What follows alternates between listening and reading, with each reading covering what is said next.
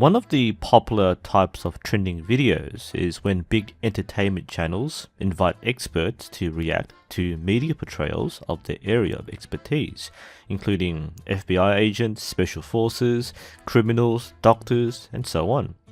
These can be very fascinating in giving the audience a different insight into popular culture through the lens of someone more knowledgeable in that area. I also do this kind of thing on my channel, specifically my series Archery Pop Shots, where I examine archery in video games.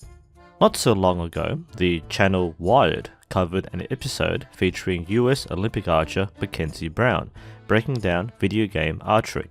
As awesome as it is for Mackenzie and Olympic archery to get a spotlight, I got the feeling that she may have been thrown under the bus in this episode, and there was no shortage of comments that questioned not only her enthusiasm but also her expertise.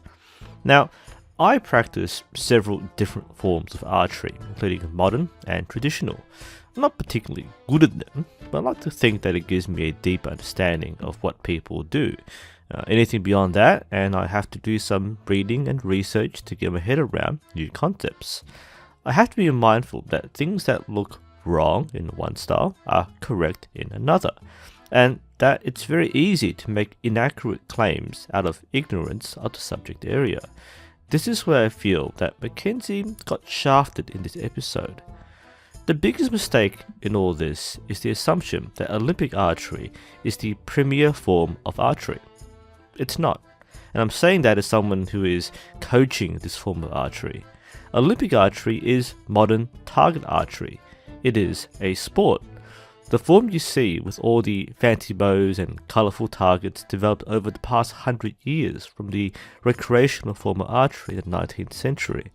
Its equipment and technique is specialised purely to maximise performance in this one goal of being as consistent and precise as possible over a long distance static target.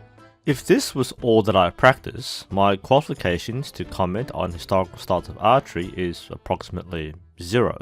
Apart from the general concept that I'm using a bow and arrow, the systems are almost entirely different. And this would be like getting a modern sport rifle shooter to comment on sniper scenes, or a modern amateur boxer to comment on kung fu scenes.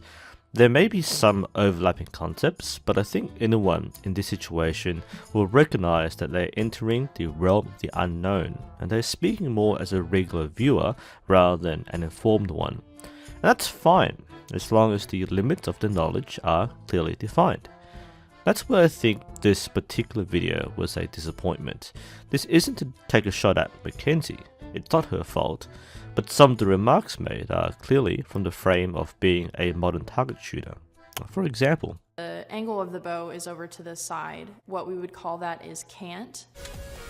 The arrow would potentially go more to the right. Doesn't really give you much. It just kind of looks cool. Same thing in crime movies and things like that, where someone will point a gun and they'll aim it sideways. I think it's something to kind of look cool, but doesn't actually help you shoot any better. Canting the bow isn't to look cool, and comparing it to the gangster pistol grip is a very bad comparison.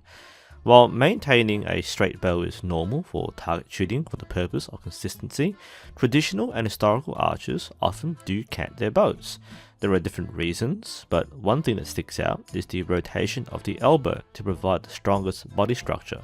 Modern target archers actually do the same thing, but they adapt the grip to facilitate the right alignment, whereas traditional archers will tend to cant the bow. Plus, it also gives more vision on the target. Now, in addressing The Last of Us, Mackenzie breaks down the speed at which the character knocks and shoots. We have a character who is loading the bow very quickly and making a shot extremely quickly. As an Olympic archer, there's not really a need to load super quick. It only takes me about 15 seconds after I've put an arrow on to fully shoot my shot. Mackenzie is correct in framing her method within her style of Olympic archery, in which archers can have 20 to 40 seconds per shot, but it also bypasses the point about shooting quickly. Without even going into the specific methods of speed shooting, an archer can pull an arrow from a quiver and shoot in around 2 to 3 seconds, and the best shooters can get under 1.5 seconds. It's still slower than gameplay mechanics, but that's for gameplay reasons. Now, another mistake that was picked up by commentators was draw length. Because the further you pull the bow back, the heavier the bow gets. You would potentially be putting your ear, your face, your nose in the way of being hit by that string, and I can tell you firsthand by hitting my arm several times over my career, it is not a pleasant feeling. While Olympic archers have a relatively short anchor under the jaw, traditional styles do tend to draw very long, to the ear or beyond. To say that long draws will cause the archer to hit their ear or face is misinformed. Now, I won't nitpick every single comment she makes because some are reasonable. The problem is that almost all of these observations are general knowledge that people might have, not the specific expert knowledge that an Olympic archer has. Really, the only thing that she should be commenting on within a subject area is Olympic archery, and the video featured none of that. And that presents the overall problem. You have to realize that there are many specialisms in archery. There isn't just one kind of archery, and being an Olympic archer does not make you an expert in other forms of archery. If you want to get good commentary on the equipment used in The Hunter, get an experienced bow hunter. If you want to get good insights into the archery in Kingdom Come Deliverance, talk to someone who has years of experience shooting or making longbows. If you want good commentary on horseback archery, get a horse archer. This is a wider issue with the entertainment industry as well. Now, many will know that for her role as Katniss Everdeen in Hunger Games, Jennifer Lawrence was trained by US Olympic archer Katuna Lorig. Even Russell Crowe, for his role as the titular Robin Hood, received guidance from former Archery Australia boss Jim Larvin. But what they really do in the films is far different from the expertise that is being sought. See, it makes sense if you want to include flashy stunt and speed shooting in a film, you consult with experts like Lars Anderson.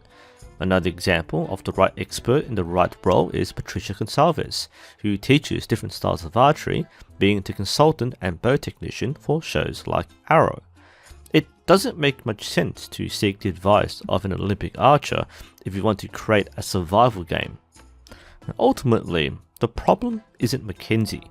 I'm happy that she got the spot, and she did well given her level of knowledge and what she had to work with. The problem is the misconception that Olympic archers know everything about archery. It's unfair to both the athlete and the sport to respond to questions that they're not supposed to know.